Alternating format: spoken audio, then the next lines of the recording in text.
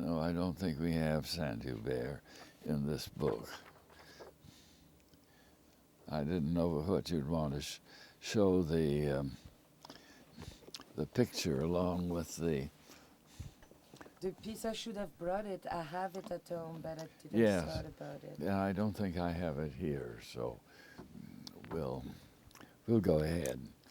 Mm-hmm.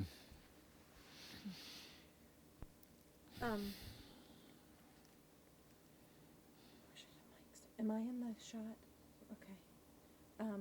So why don't you just very normally, as if you were just gonna tell him what you have, and just why don't you just start by pretending you just walked in and say, "Hi, Fred," and just nice to see you, and just go for it. Okay. Mm-hmm. Okay. Hi, Fred. I brought you Saint-Hubert, the piece of Saint-Hubert, done by Bob Shank. Ah. And I don't know if you remember the story. So it's a piece of a thick glass, and he decided to use a symbolic of Saint-Hubert, which is a deer and a hunter. And maybe you could read the story so we can understand. Indeed, why I they do tried- remember the story, Yeah. Armel. Yes. And this is the little inscription you have for it? Yeah, and we're gonna include it inside the piece. Yes. And these are the shards. So The they're gonna- original shards from that great church, which is in the southern part of Belgium. And you have written here, the church was a shrine to the joy of the hunt, but its beauty was frozen in the cold winter of 1945. The town was on the southern shoulder of the Bulge. Yes, indeed. And it was a bitterly cold winter. My colleague, a Roman Catholic chaplain, who the Catholics always felt they had a better understanding of the devil than Protestants did. And he thought the fact that it was so terribly cold showed that the devil was operating in Europe. And it was indeed freezingly cold. But this glorious church was standing quite perfect, excepting for some light damage from which I picked up the 3 shards that you see. Yeah. One of them is partly covering the silver cross at the center. The other 3 are directly above. Armel, I congratulate you on a very imaginative piece of work. Well, you will have to congratulate Bob, because he kind of had the concept of the idea of a frozen cross. This is Bob Shank. Bob Shank, yeah, pieces. Yes. One of the artists, and so basically, I think it's a nice piece. I think it's totally gonna work out with the story, and people can understand why we did that and not something else. And Yes. we think it's gonna be frozen atmosphere. Yes. And then I brought you so we can talk a little bit about the Hitler Berghaus design again, if you don't mind. Okay, Good. So just stay looking at him. Forget Okay. that we're here. Mhm. You guys just talk to each other. Okay. It's fine. Mhm. Yeah. Will you put that all back for a second? She's just gonna do some close-ups of, and actually just carefully lay each one out. And she's gonna just do. We're gonna Okay. it's called a pickup. So we're gonna take a moment just to get this.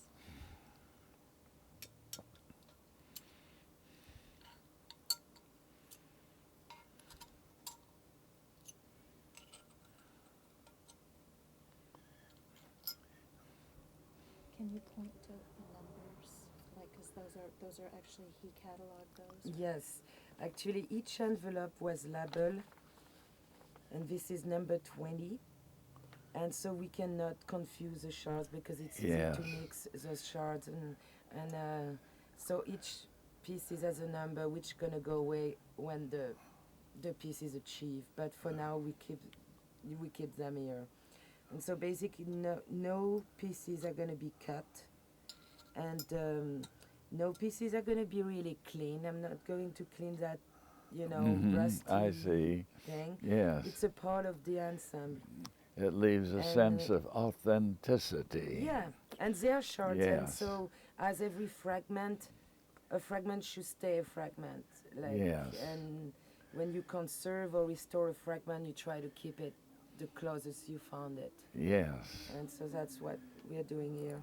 Which talk about to each other which church this is from, and maybe Fred, you can tell her how you found them. So Claire, you want to come on the other side of me so you can get him this way? Like you want to get him this angle? The town was on the southern shoulder of the Bauge. What does that mean? It means that when the Germans pushed into Belgium in 1945, they were hoping to move all the way to the Channel coast and divide the Allied lines. So the General Montgomery was in the north, General Bradley in the south, and General Patton was bringing up his troops to the shoulder of the bulge, the lower shoulder. And Saint-Hubert was right in that area. Bastogne was only a short distance away. And the great Battle of the Bulge centered on Bastogne. Which we have shards of. Too. Yes, yes. They'll be very interesting to see, I think. Well, the shards of Bastogne, the person who's going to do them is going to work on the concept of map. I of a see. war map. Yes, yes. And probably the shards are going to stand up like that instead of lying Oh, indeed. down. So it's going to be like an army map. What variety. Yes. Yes. Can we just go back to Saint-Hubert? And can Yes. you tell her, or can you ask him how he went, like going to that specific cathedral, what he... How did you happen to go in that specific church, Saint-Hubert? Well, I had to visit so many different Army units that I was driving, and it was getting dark, and you have to stay someplace when the night comes on. And I knew about this unit we had at Saint-Hubert. So I turned in and found them billeted. That means they were housed in a very nice hotel. So I stayed there, and right alongside of the hotel was this beautiful church, a perfect Gothic church, large. The architectural lines were so clean, and as you can see in the picture, it's simply a superb church. I remember the picture, yes. Yes. So then, and just try not to say over him. That's the only thing, but you're doing great. So how did you end up getting the shards out of that church? Oh, I walked around it and found them. So can you just start from, like, as if my question's not in there? So you went into the church; it had been bombed. Is that was? I don't know what had caused the shattering of these pieces of glass, because I wasn't there at the time. So You can look at our mail and answer. yes. Okay. So I just picked them up as a memory of this beautiful church. Was the church destroyed, or? No, the church was it looked as if it wasn't touched at all. The surprising thing about it is that in a rather obscure part of Belgium, not near any city of size, this beautiful and expensive church had been built in what must have been a woodland. But as I said, it was a shrine to people who loved to hunt. Probably it was in the woods, right? there was kind of a danger in hunting, you know, and it was a shrine to Saint Hubert, who was the patron saint of hunters, and I thought it would be nice to bring back to America. So that's how I happened to get them. I don't understand how they were broken. Like, had this church been damaged by the war? No, I don't think it was. It's probably I think the glass war which was fought just around lying it. from a former break. It may have been a Yes. bird and anything, but what is different from the other pieces, I believe, is that the other places were destroyed mainly, but this church is standing Yes, in the middle yes, of the wood, yes, beautiful, and you just yes. pick up glass who probably was there not from any war destruction, so that makes it a different story within the Yes. story. And so, how, in your mind, what does it represent to you? Because the other churches were all bombed. That's right, So yes. can you use my question in your answer too? For Yes. It was so interesting to find a church so uniquely undisturbed as Saint Hubert. And I have no idea really what shattered the glass in this plain glass window, because the rest of the church had beautiful stained glass in all its lighting. But I didn't think that I ought to smash one of the stained glass windows just to get more interesting shards. So this is what I came away with. So what's different about this? Like, this panel has a certain significance. So can you talk about that with each other? Can you ask each other what your concept was? Because this one's different. Yes. When you look at the other panels in this collection, you must remember that they were churches, many of them as lovely as this. And they were, of course, ruined by the misfortunes of battle. Yeah, and in the concept of Saint Hubert, we really insist on the connection between what the shards are, and Fred just explained where he found them, and the reason why that piece look like it is that connection between the text and the shards. I mean, we want to have an icy look to it. We want to remember that it's winter, and the deer here represent the hunt. So basically, it's a direct symbolic piece, I will say. What do you think? I would say that indirectly, this has an evangelical motive, because war itself is a matter of hunting and Totally, killing yes. and danger. And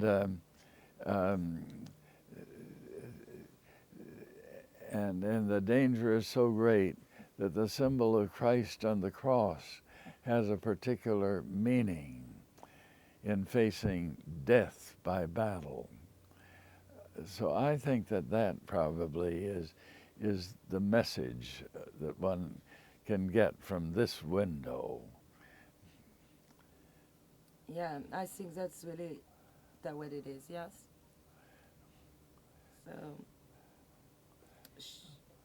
I'm wondering if we might be able to do this with every panel. Can we do this at, like another shoot? I mean, you don't have them all here. no, I think we should, of course. And have you, because it's beautiful to hear the two of you talk about what it means. Yes, and why. yes. Because what I brought for you is eventually, I have the picture of each of them. I Oh, well, don't then know if you want. let's just do each one, and then we'll show the panel and the we'll cut yes. out. Okay, then how do you feel All right. about let's see how many we can get through. All right, But good. and as much as you can when you're speaking about it, we're gonna say Saint Augustine, Wiesbaden. Wiesbaden. Wiesbaden. Okay. Here we Okay, come. let's wait 1 second. All Okay, now right. you can. She's coming.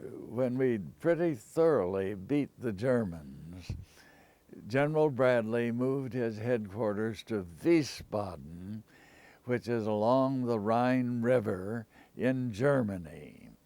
And there I found an English church. We Protestants had had a difficult time finding places to worship in Europe because we were forbidden to use Roman Catholic churches. And so here was one that would be just right for us. Wiesbaden, however, was in a shambles. There had been very heavy bombing of this city, which really was a spa for the German people, a resort city. And there was a great ring road around Wiesbaden on which there were many Protestant churches, but every one of them had been badly damaged. But I found St. Augustine's, and I was delighted. It looked like it was in pretty good shape. So I got an engineering officer to come with me, and we went down.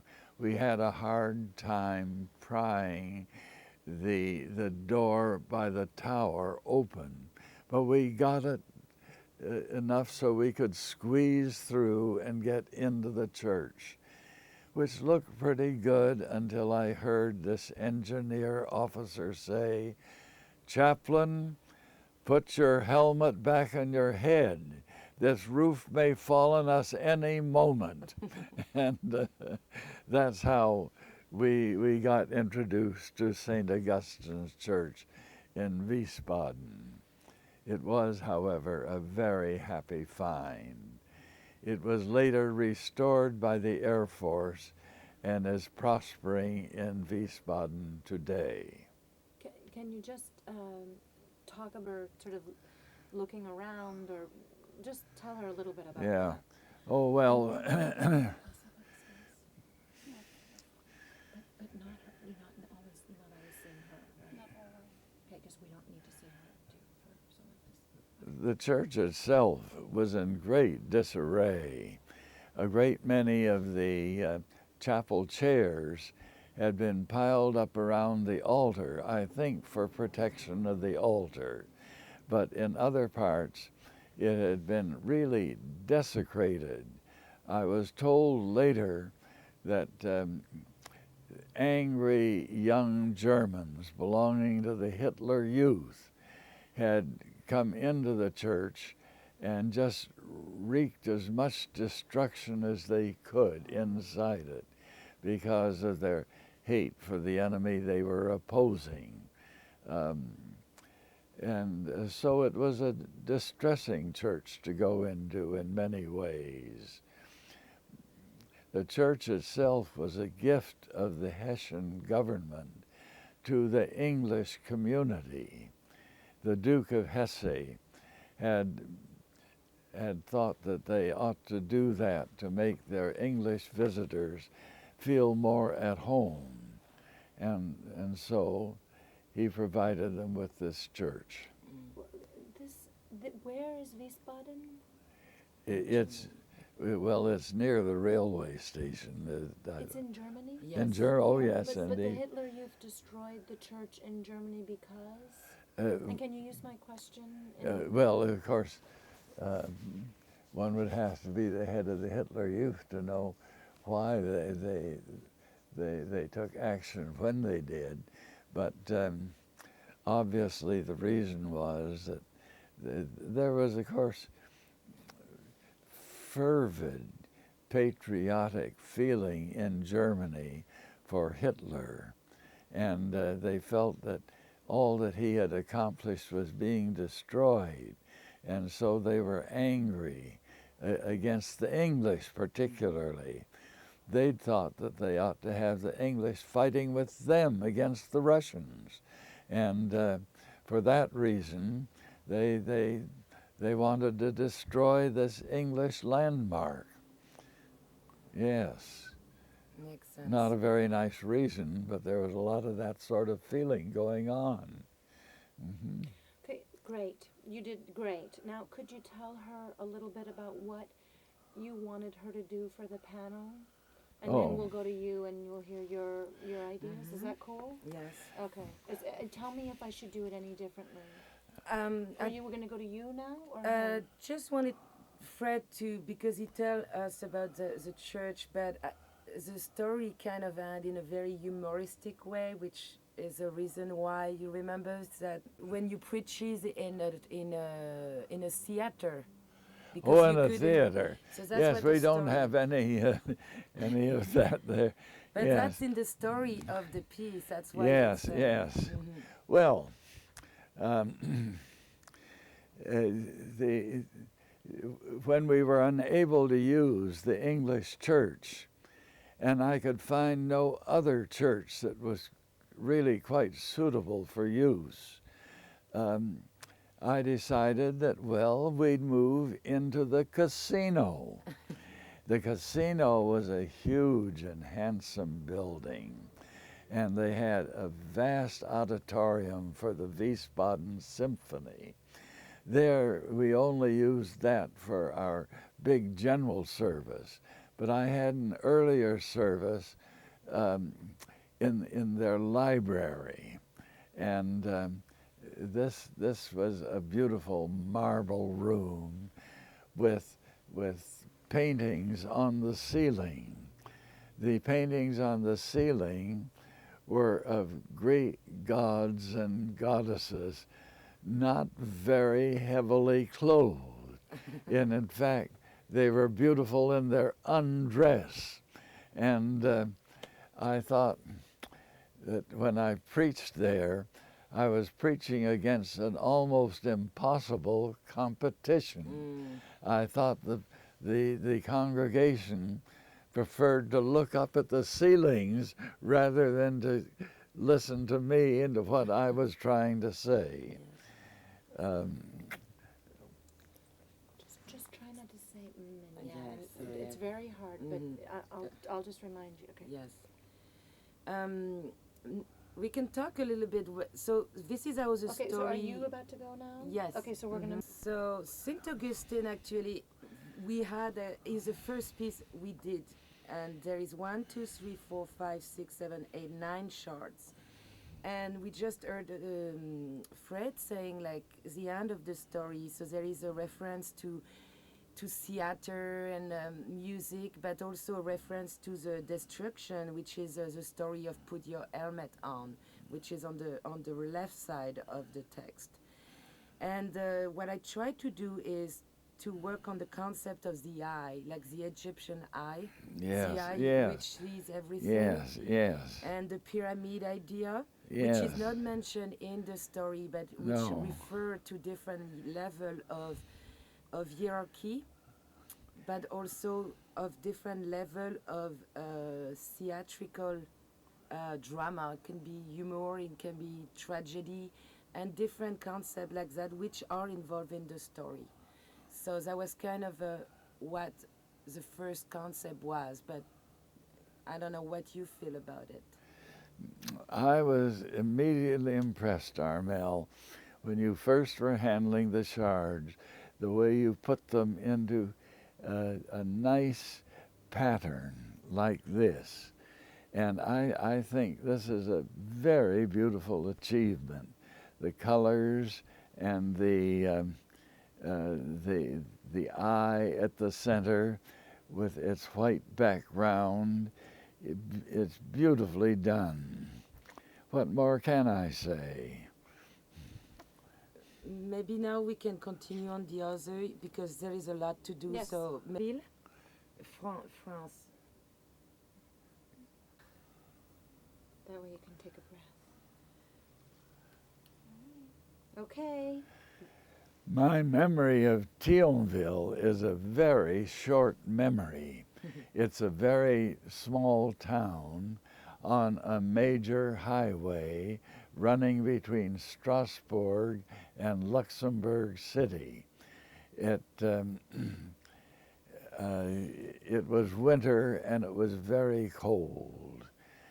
My recollection is that I was traveling back to Verdun, and General Patton was moving this huge armed element from Strasbourg up to help General Bradley confronting the German incursion of the Bulge.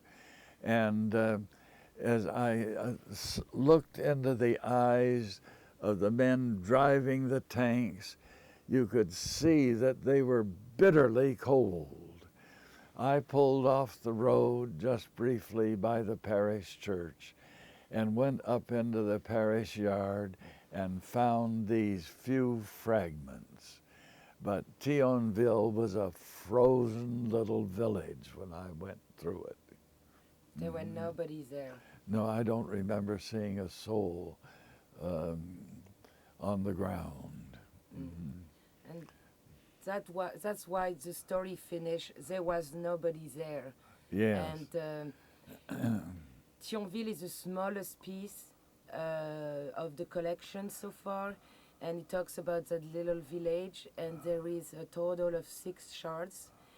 And Okay, wait. See, now you need to wait for us to move I'm over. sorry. But you're doing fine. I know you're just sort of. But why? I mean, the piece is the smallest one because it's a small village and it's a literal interpretation. But also, I try to work on the concept of a plain photography. You know, those black and white plain photography. Yes. So the piece is very metallic and very black, and also the text is carved on the painting, and also it's almost like you could see the roof of the little village from a plane, but it's a very abstract piece, of course, and it's just that idea of lost in the immensity of the geography, and Yes. kind of a reference that village is small, but it's a part of the big, horrible event which is there. That was kind of the concept for this piece. Yes. So even a small village can't be erased from the map. So it's very interesting that you took shots from that little village. Some people will know because they live in it, but it's not a famous little place. No, it's not. And because you pick up those shots, that little village is going to be kind of the symbolic of all the little village and all the little house who has been destroyed during that event. Very make good sense? symbol. Yes. That was Wait, hold on a second. She's just got to get. She's a great camera woman. It just all these things just she's got to get focused. did the street of Yeah, you can. You know, this is good. What does that say? This is a Verdun piece, and the story starts by a light rain muddied the street as we entered the ancient fortress town of Verdun A light what? on 18 September 1944. Oh, yes. A light rain, is that what it says? Yeah. Oh, yes. You know, the 3 temples, the synagogue, and the. I just want to make sure. Yes.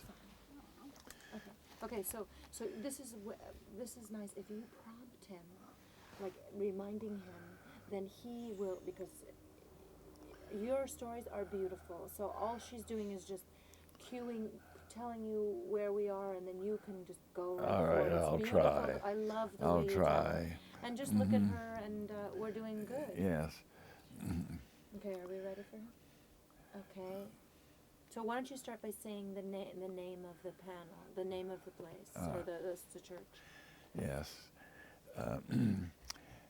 After General Bradley had led the American troops through France almost to the German border, we stopped in Verdun.